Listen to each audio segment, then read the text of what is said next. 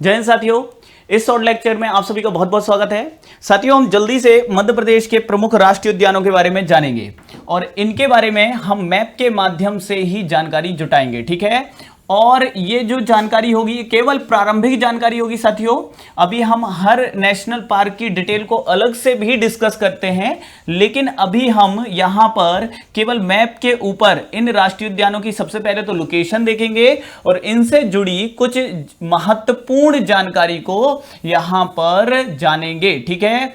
तो चलिए देखते हैं, ये बन चुका हमारा मैप, मध्य प्रदेश का मैप। और इस मध्य प्रदेश के मैप पर यदि हम देखें तो साथियों सबसे पहले तो आप ध्यान रखें कि मध्य प्रदेश में कुल कितने राष्ट्रीय उद्यान हैं। तो कुल राष्ट्रीय उद्यानों को लेके बड़ा कंफ्यूजन है, ठीक है। आप क्लियर कर लीजिए इसको एकदम।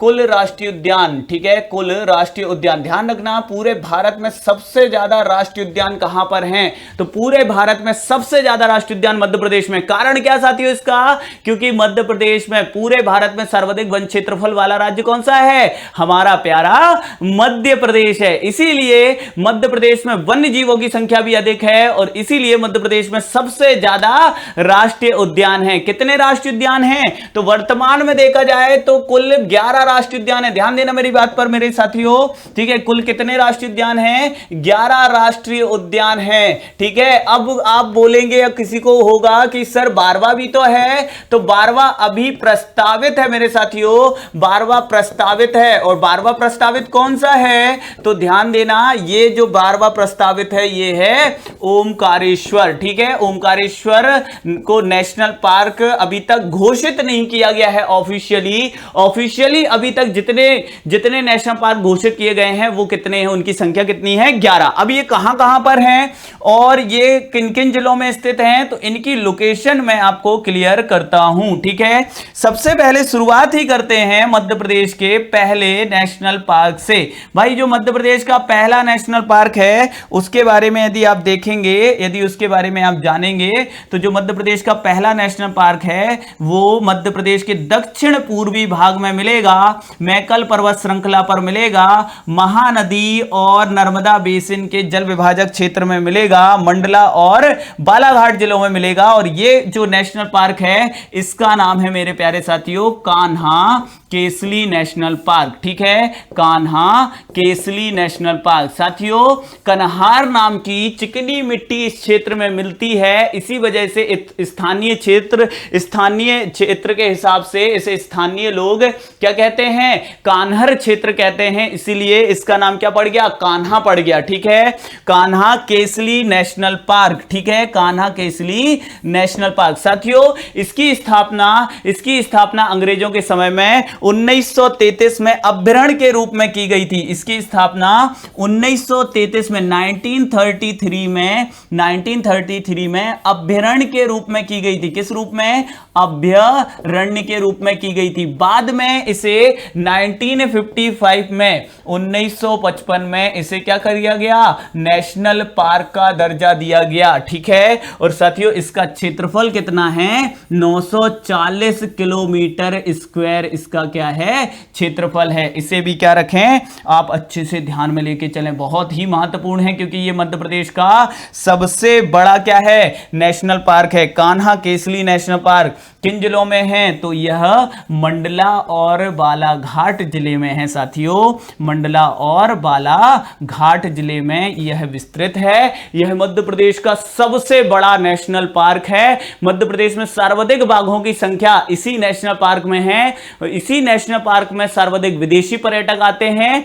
इसी नेशनल पार्क में हालो और बंजर घाटियां हैं। इसी नेशनल पार्क में बैगा मंगलू के नाम पर सड़क है। राजा रानी साल वृक्ष के 2 ठूटे इसी नेशनल पार्क में हैं। श्रवण ताल भी इसी नेशनल पार्क के अंदर है मेरे प्यारे साथियों। और यूएस के सहयोग से पार्क इंटरप्रिटेशन योजना भी यहीं लागू है और महिला गाइड्स को ट्रेनिंग भी यहीं दी जा रही है। और कान्हा नेशनल पार्क विश्व का पहला नेशनल पार्क है जिसने अपना खुद का मस्कट जारी किया है, भूरसेंधा बारहसिंगा। बैंड्री प्रजाति के बारहसिंगा मुख्य रूप से कान्हा केसली नेशनल पार्क में ही पाए जाते हैं। तो ध्यान रखना है कान्हा केसरी नेशनल पार्क।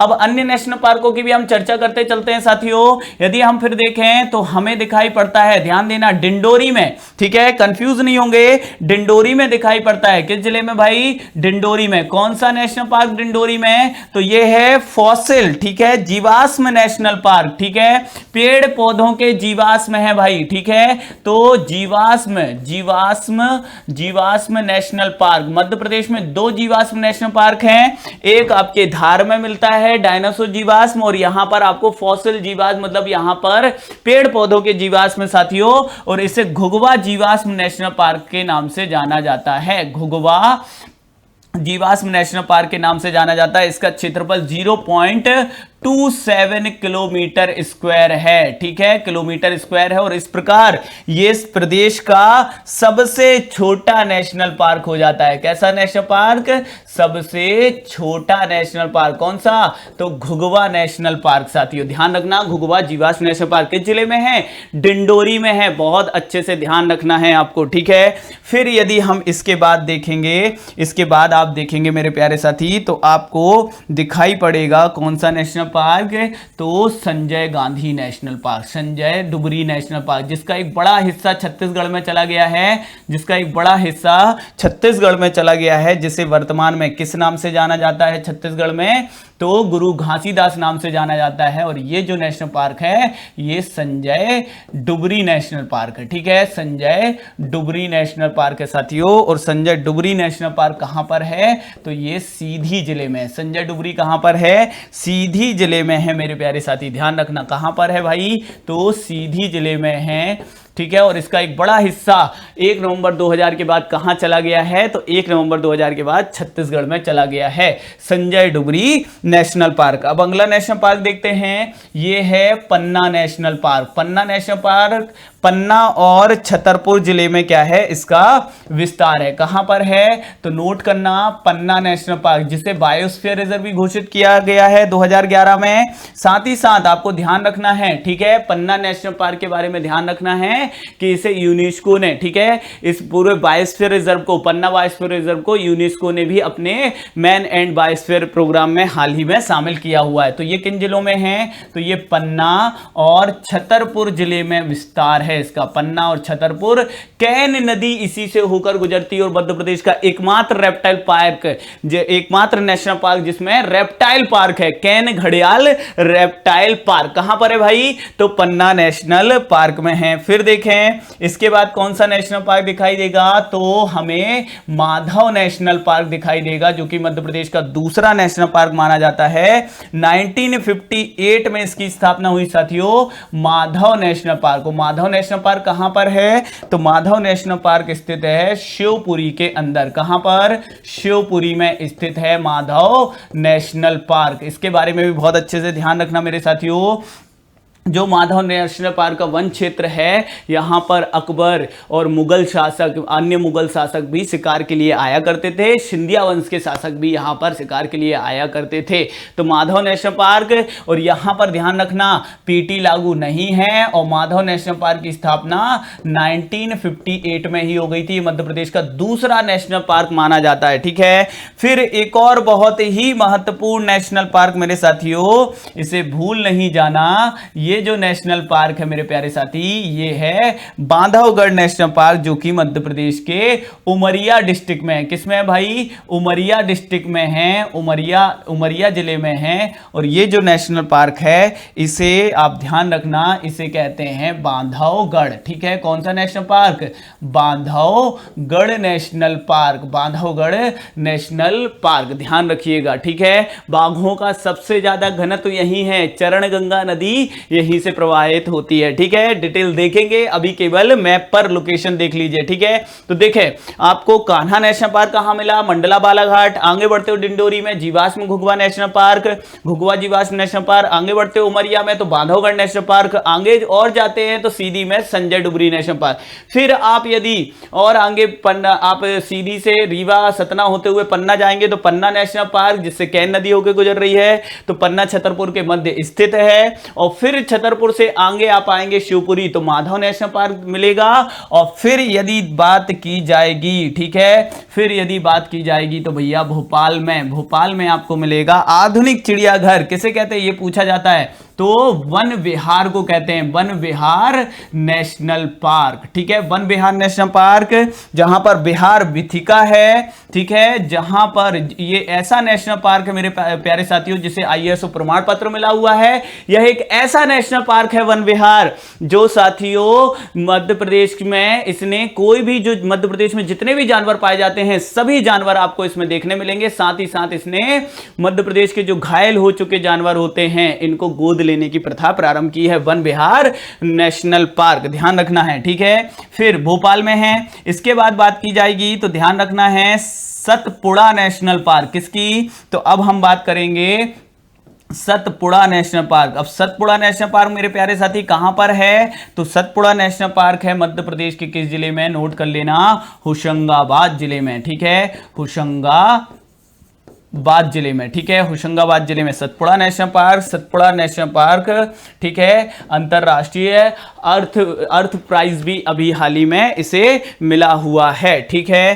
तो ध्यान में लेके चलना है सतपुड़ा नेशनल पार्क जो कि कहां है, होशंगाबाद में है। बोरी घाटी इसी के अंतर्गत आती है, जहां पर पूरे भारत के सबसे प्राचीनतम वन पाए जाते हैं, बोरी घाटी, जिसको अलग से अभयारण्य के रूप में भी स्थापित किया गया है, ठीक है। सतपुड़ा टाइगर रिजर्व, ये भी टाइगर रिजर्व है, ध्यान रखना है, ठीक है। फिर इसके बाद यदि हम चर्चा करेंगे तो हम चर्चा करेंगे साथियों मध्य प्रदेश के बहुत ही खूबसूरत नेशनल पार्क पेंच नेशनल पार्क की, जिसका नाम पेंच नदी के नाम पर रखा गया है। और पेंच नेशनल पार्क में ही तो मिले थे कौन, मोगली भैया, ठीक है, मोगली भैया।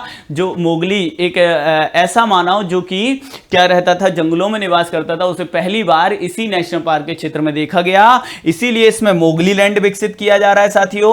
और पेंच नेशनल पार्क ध्यान में लेके चलना है, पेंच नेशनल पार्क की यदि बात की जाएगी कि पेंच नेशनल पार्क किन जिलों में स्थित है, तो नोट करना, यह सिवनी, मध्य प्रदेश के सिवनी और छिंदवाड़ा जिले में, ठीक है, सिवनी और छिंदवाड़ा जिलों में स्थित है पेंच नेशनल पार्क। बहुत अच्छे से ध्यान रखना, मोगली लैंड विकसित किया जा रहा है, इको टूरिज्म लागू करने वाला देश का पहला, मध्य प्रदेश का पहला नेशनल पार्क है पेंच नेशनल पार्क। देश का सबसे लंबा नेशनल हाईवे NH-44 इसी से गुजरता है, जिसमें देश में पहली बार ऐसा फ्लाईओवर बनाया गया है जो कि क्या होगा, साउंड प्रूफ और लाइट प्रूफ होगा, ऐसे मटेरियल के साथ इसमें बनाया गया है पेंच नेशनल पार्क में, ठीक है। फिर ध्यान देना मेरे प्यारे साथी, फिर ध्यान देना, आपको इसके बाद जो नेशनल पार्क मिलेगा वो कहां मिलने वाला है, तो धार में मिलने वाला है मेरे प्यारे साथी। 2010 में इसकी स्थापना की गई, 2010 में स्थापना की गई। ये है डायनासोर, ठीक है,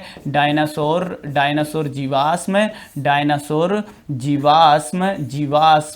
नेशनल पार्क, ठीक है, जीवाश्म नेशनल पार्क कहां पर, धार में, ठीक है, तो धार में स्थित है। और मेरे प्यारे साथी आप ध्यान रखना कि यदि बात की जाएगी तो यहां पर आपको मिल जाएगा कौन सा नेशनल पार्क, मध्य प्रदेश का 11वां नेशनल पार्क, जिससे किस नाम से जानते हैं, तो जिसे जाना जाता है कूनो के नाम से, ठीक है, किसके नाम से, कूनो के नाम से जाना जाता है। कूनो नाम कैसे पड़ा, कूनो नदी के नाम पर इसका नाम पड़ा है। और 2018 में इसे 2018 में नेशनल पार्क का दर्जा दिया गया है, ध्यान देना है। और ये किस जिले में है, तो ये मध्य प्रदेश के श्योपुर जिले में है मेरे प्यारे साथी, किसमें है, श्योपुर जिले में स्थित है कूनो नेशनल पार्क। तो मेरे प्यारे साथियों इसमें सबसे बड़ा नेशनल पार्क कौन सा देखा हमने, कान्हा। सबसे छोटा कौन सा देखा, तो आपका घुघुआ जीवाश्म नेशनल पार्क डिंडोरी, ठीक है।